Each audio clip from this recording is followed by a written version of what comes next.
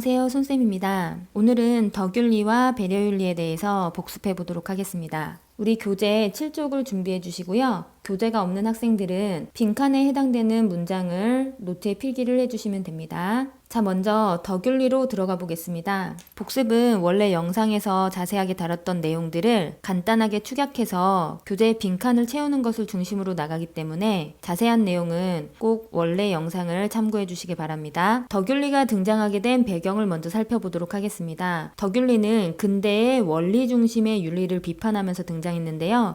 근대의 원리 중심 윤리라고 하면 대표적으로 의무론과 공리주의가 해당이 됩니다. 왜 원리 중심의 윤리라고 하냐면 내가 어떤 행위를 할 때 이성을 통해서 하나의 원리와 원칙에 맞는 행위인지 대입해 봄으로써 올바른 행위를 판단하기 때문에 원리 중심의 윤리라고 합니다. 자, 이를 살펴보면 의무론에서는 옳은 행위란 보편적인 도덕 법칙에 맞는 행위라고 합니다. 공리주의에 따르면 최대 다수에게 최대 행복을 산출하는 행위가 올바른 행위라고 하는데요.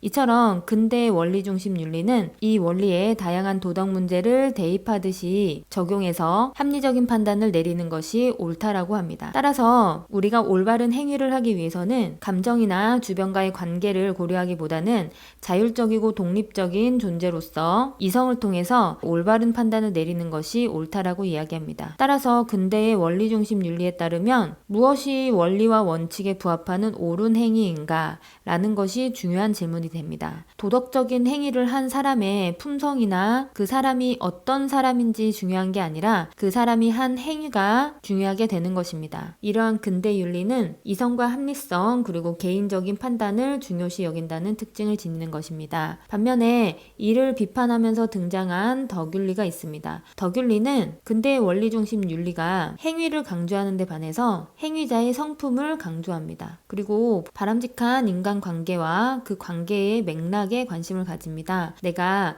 어떻게 행동할 것인지는 행위자의 자연스러운 감정에 달려있다라고 봅니다. 그리고 덕윤리는 공동체 구성원으로서의 삶을 강조합니다. 따라서 공동체의 전통과 역사를 중요시하고 공동체를 중요시한다는 것은 내가 이 공동체 속에서 어떤 사람이 되어야 하는지 어떤 관계를 맺어야 하는지가 되게 중요하잖아요. 그래서 핵심 질문은 어떤 사람이 되어야 하는가입니다. 사람에 주목하는 건데요. 그래서 행위자 중심의 윤리라고 합니다. 이를 자세히 한번 살펴보도록 하겠습니다. 자, 덕윤리의 특징 3가지를 살펴볼 건데요. 첫째, 덕윤리는 행위자가 가진 유덕한 품성의 중요성을 강조합니다. 따라서 우리가 올바른 결정을 내리려면 먼저 유덕한 품성과 인격, 덕성을 기를 것을 강조하는데요. 즉, 덕윤리는 냉철한 이성을 통해서 원리와 법칙에 따르는 행위가 아니라 인간의 성품으로부터 나오는 자연스럽고 자발적인 행위를 강조합니다. 예를 들어서 우리가 아픈 친구의 병문안을 가야 되는 상황이 왔을 때 그냥 그것이 우리의 의무이기 때문에 갈 수도 있고 아니면 퇴원 후에 친구와의 관계를 계산해서 이익이 되기 때문에 갈 수도 있어요. 하지만 덕윤리에서는 이렇게 원리와 원칙에 따르거나 계산된 행위가 아니라 그 친구를 걱정하는 마음에서 자연스럽게 나오는 감정에 의한 병문안, 이것을 더 가치 있는 행위로 봅니다. 그렇다면 우리가 유덕한 품성을 기르는 방법은 무엇일까요? 아리스토텔레스에 따르면 우리가 유덕한 품성과 인격을 갖추려면은 반복된 실천을 통해서 습관화해야 된다라고 봤는데요. 공동체 속에서는 관계가 매우 중요하죠. 관계를 잘 맺기 위해서는 내가 좋은 사람이 되어야 됩니다.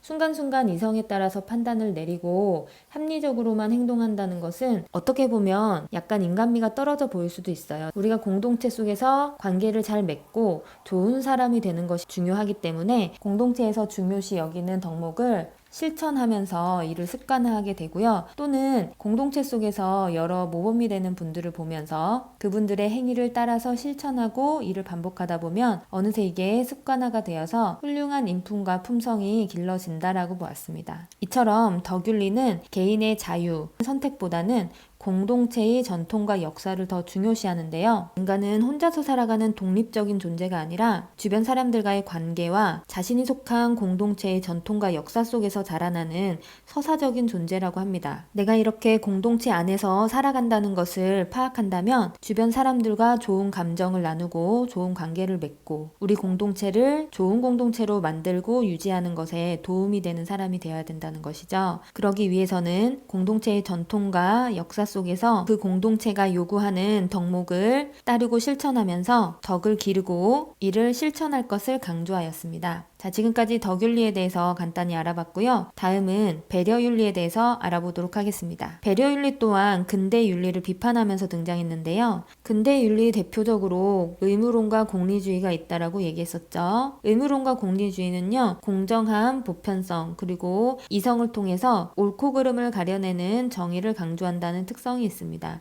그런데 냉철한 이성을 통해서 원리와 원칙에 따르는 것을 강조하는 것은 남성적인 특성이라고 합니다. 따라서 공감과 배려라는 여성적인 특성을 경시했다라고 비판하는데요. 배려윤리는 구체적인 인간관계 속에서 배려와 공감, 보살핌, 책임감 등을 강조하는데요. 이러한 배려와 보살핌은 여성적인 특성이라고 합니다. 정의윤리를 비판하면서 등장하기는 했지만 정의윤리를 완전히 배격하는 것은 아닙니다. 합리적인 판단과 추론 그리고 정의를 강조하는 정의윤리와 함께 배려와 공감, 보살핌, 자연적인 감정을 통해서 도덕 판단을 내리는 배려윤리도 존중해 달라는 것인데요. 이처럼 정의윤리와 배려윤리는 상호 보완적인 관계라고 보았습니다. 자, 그러면 배려윤리를 자세히 살펴보도록 할게요. 배려윤리의 대표자로 길리건과 나딩스가 있는데요.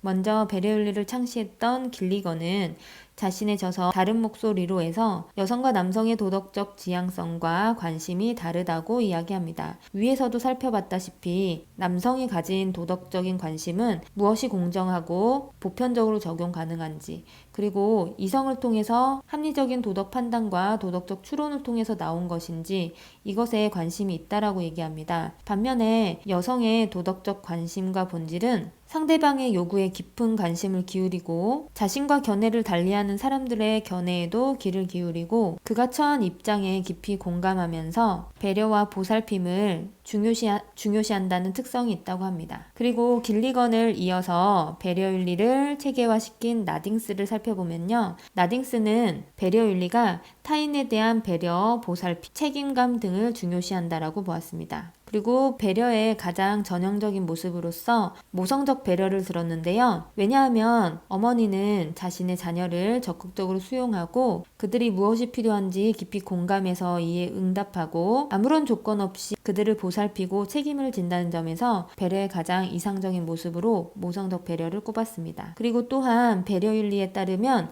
우리는 윤리적 의사결정을 할 때 구체적인 관계와 맥락에 대해 고려해야 된다라고 이야기합니다. 그 사람이 처한 상황이나 그 사람이 느끼고 있는 감정은 다 배제한 채 보편적인 도덕 법칙에 맞는지 혹은 최대 다수의 최대 행복을 주는 행위는 무엇인지를 추상적으로 계산하는 것이 아니고 그 사람이 처한 상황 그리고 그 사람이 무엇을 필요로 하는지 민감하게 반응하고 그들의 고통에 공감하는 것이 매우 중요하다라고 얘기합니다. 그리고 이러한 배려는 배려받는 사람의 응답을 통해서 완성이 된다라고 얘기하는데요. 왜냐하면 배려를 받는 사람이 상대방의 배려를 인정하고 수용하는 것이 배려하는 사람을 그 행위에 몰두하게 만든다고 해요. 어떤 사람을 도와주거나 보살펴줬는데 그 사람이 아무런 반응이 없다면 더 이상 배려를 하지 않게 되잖아요. 이처럼 배려는 배려받는 사람의 응답을 통해서 완벽하게 완성이 되고요. 이렇게 배려를 했을 때 상대방이 응답을 보내면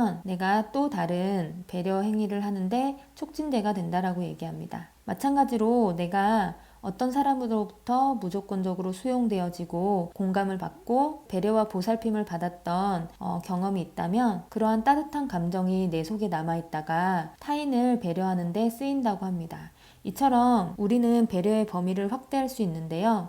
처음에는 나에게 친밀하고 가까운 사람들에게 자연적으로 우러난 배려 행위를 실천하지만 이러한 배려 행위가 점점 반복되다 보면 낯선 타인, 동물, 그리고 지구 환경까지 확대될 수 있다라고 이야기합니다. 그래서 나딩스는 가까운 관계에서 자연적인 감정에 기초해서 일어나는 배려를 자연적 배려라고 했고요. 이 자연적인 배려의 기초에서 내가 전혀 만나보지도 못했고 배려해주지도 않았던 대상들에게 배려를 확장해 가는 것을 윤리적 배려라고 했는데요. 자연적 배려에서 윤리적 배려로 감정이 전이가 되면서 지구를 하나의 공동체로 보고 지구 전체를 배려할 수 있는 존재가 되는 것입니다. 자, 지금까지 덕윤리와 배려윤리에 대해서 복습해 봤는데요. 다음은 책임윤리와 담론윤리 복습으로 찾아오도록 하겠습니다.